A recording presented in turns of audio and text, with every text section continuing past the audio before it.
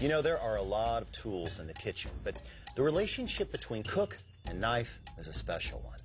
I know, because I've been a blade head all my life, and I have tried them all, but I have finally settled down into a monogamous cutlery relationship with my Shuns. Ah, Shuns, how do I love thee?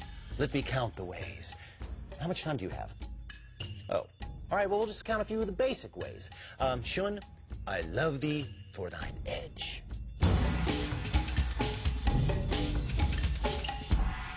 Knife makers love to talk about edge geometry, which refers to the angle of the edge of the knife itself. Now, let's just say for a moment that these are real knives. The edge on this German-made knife is 22 degrees on each side, which means that it is very strong. The edge on my Shun is only 16 degrees on both sides. Now, this is very, very sharp, but typically a knife with this kind of edge just can't keep it because it isn't strong enough. How does my Shun do it? Superior steel, which begins with dessert.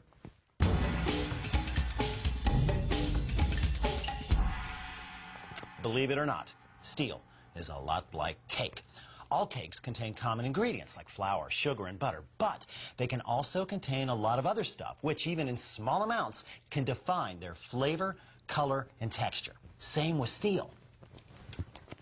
Iron and carbon are the flour and sugar of the steel world. You just can't have steel without them. But there are a lot of other ingredients that can customize the steel to its final purpose. In proper amounts, chromium increases hardenability and stain resistance. The industry standard for stainless steel is, in fact, 13% chromium. A dash of vanadium can increase hardenability and improve the texture of the steel. A sprinkling of molybdenum can improve brittleness, and a touch of manganese can make blades more durable. No, this isn't, obviously. Real manganese, we couldn't find any. When it comes to cutlery steel, there are dozens of varieties. Some are strong but won't take an edge. Others can take an edge but can't keep it. Some are too brittle, some are too soft. But the edge steel of a Shun is composed of a very sophisticated super steel called VG10, which can take a very fine edge and with normal use, keep it for a very long time. Now, in a Shun, the VG10 is supported by multiple layers of another steel called 410, which is even more stain resistant than the VG10. The resulting knife has a very interesting, beautiful, wavy pattern down the side, and as far as cutting goes, well,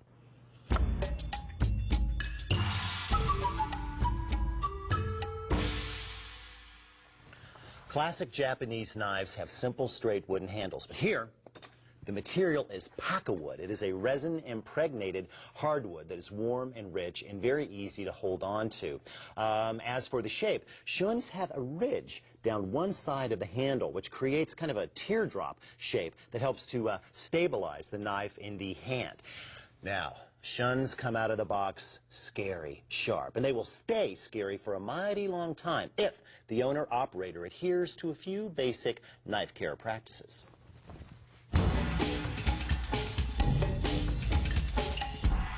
Time for a little quiz, kids. Which of these items are proper cutting surfaces and which are edge destruction devices? Popular surfaces such as marble, glass, metal, and even ceramics do not work or play well with your fine edges. However, hardwood such as maple, soft plastics like polyethylene, and laminated bamboo do.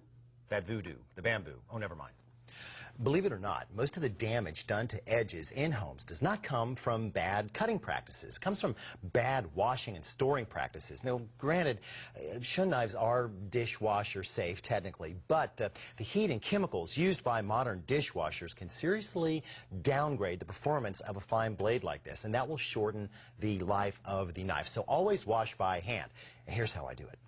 First, get yourself a good sink of suds. Then, hold the knife flat against the edge of the sink and clean with a soft brush. Repeat on the other side, rinse and wipe dry. As for storage, how long would you expect the blade to last in there? A good, heavy knife block is the best home your blades can have. Now, repeat after me. This is not a sharpening steel. This is a honing steel. Go ahead. Okay, good. So, what exactly is the difference? With regular use, even a very fine edge can kind of bend over a little bit like this. It only happens here and there, but it can radically change the performance of the knife. The point of the steel is to kind of give it a tune-up. Just coax the edge gently back into place. There. Now, hold the steel vertically with the point anchored firmly on the board. Now, the actual angle of attack is crucial here. Luckily, the ingenious and considerate engineers at Shun have provided us a guide to the proper angle. Right here. Just line up the blade and my ritual is 5 times on one side, 4 on the other, then 3, and then 2. How often? Well, it depends on use, but I generally find that it's better to steel before you feel that the knife really needs it. For me, once a week under normal use is fine. Good. Now, eventually, your knife will actually require sharpening. That's another thing altogether.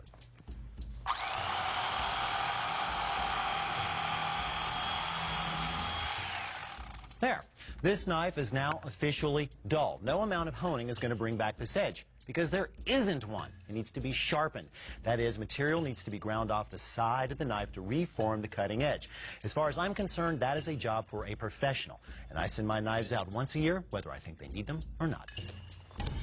So, a quick review of what makes each and every Shun classic a culinary scalpel. 1, the edge. 2, the super steel. 3, the design. And 4, construction. Now, go forth and slice and dice in happiness. But remember, never run with knives.